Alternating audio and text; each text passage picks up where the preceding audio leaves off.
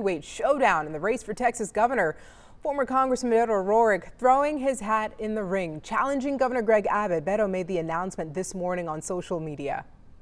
Those in positions of public trust have stopped listening to, serving, and paying attention to, and trusting the people of Texas. And so they're not focused on the things that we really want them to do, like making sure that we have a functioning electricity grid, or that we're creating the best jobs in America right here in Texas.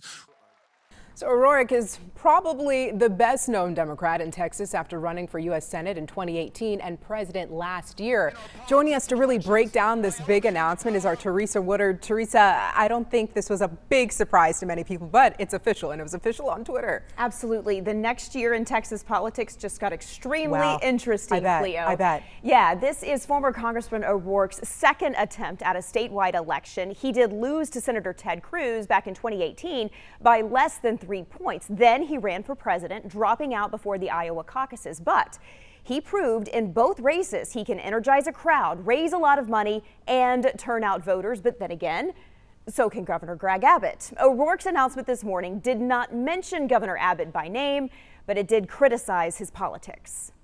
Instead, they're focusing on the kind of extremist policies around abortion or permitless carry, or even in our schools, that really only divide us and keep us apart and stop us from working together on the truly big things that we want to achieve for one another. It's a really small vision for such a big state. O'Rourke pointed to February's power grid failure as a sort of pivotal moment for him in this decision to jump into this race. He is, as of now, the only Democrat with any real name recognition challenging Governor Abbott.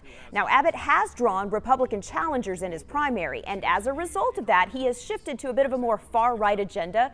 The governor was in Dallas last week, and I asked him, what is driving his policy decision right now? And even if she did, I've been a quintessential conservative governor and attorney general my entire career. And so what I'm doing right now is I continue to advance conservative policies that continue to make Texas a magnet that attracts other people to our state from other states across the entire nation. As Cleo said, this matchup was anticipated. So several polls have already been done. The latest, released about 10 days ago by the Texas Tribune, does show Abbott with a 9 percentage point advantage over O'Rourke, 46% to 37%. That's among registered voters. However, think of this, 17% of people polled said somebody else, or they really haven't thought about it enough to have an opinion on who they would vote for in the governor's race.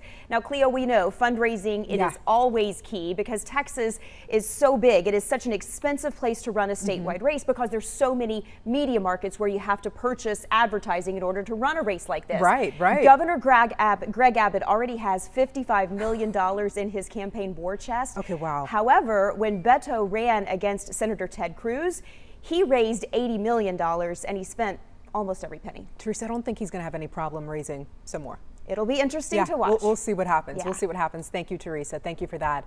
Immediately after his big announcement, Beto O'Rourke sat down to chat with our senior political reporter, Jason Whiteley, on the latest episode of our Yall-itics podcast. Now, that will be released at any moment now, so look for it wherever you get your podcasts. Our thanks to Teresa.